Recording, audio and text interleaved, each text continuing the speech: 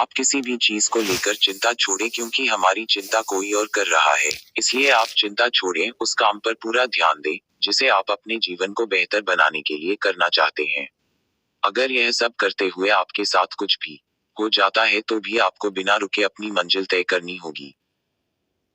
आगे बढ़ना होगा, क्योंकि हमारे साथ जो कुछ भी बुरा या अच्छा होता है, यह सब कुछ पहले से तय होता है। इसलिए इस बारे में चिंता करके आप अपना समय बर्बाद करेंगे और कुछ नहीं।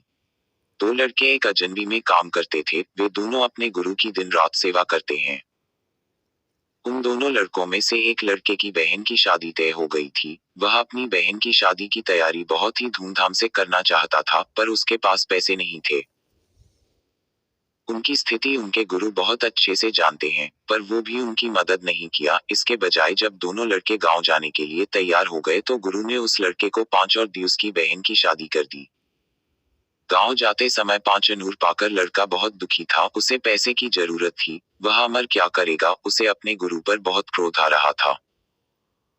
जब दोनों लड़के गांव की तरफ जा रहे थे, तो रास्ते में राजा के सैनिक इस बात की घोषणा कर रहे थे कि क्या किसी के पास अनार है, राजा को इसकी बहुत सारी जानकारी है।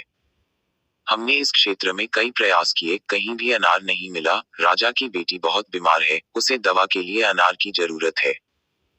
दोनों लड़कों ने सोचा हमें अमर की कोई जरूरत नहीं है, ये अमर हम राजा को देंगे और उनकी बेटी का अच्छा इलाज होगा।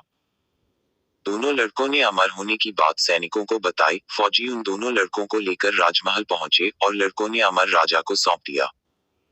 राजा ने उन्हें इसके लिए बहुत सारा इनाम दिया, पैसा, जेवरात और भी कुछ। उस लड़के की बहन की शादी धूमधाम से हो गई।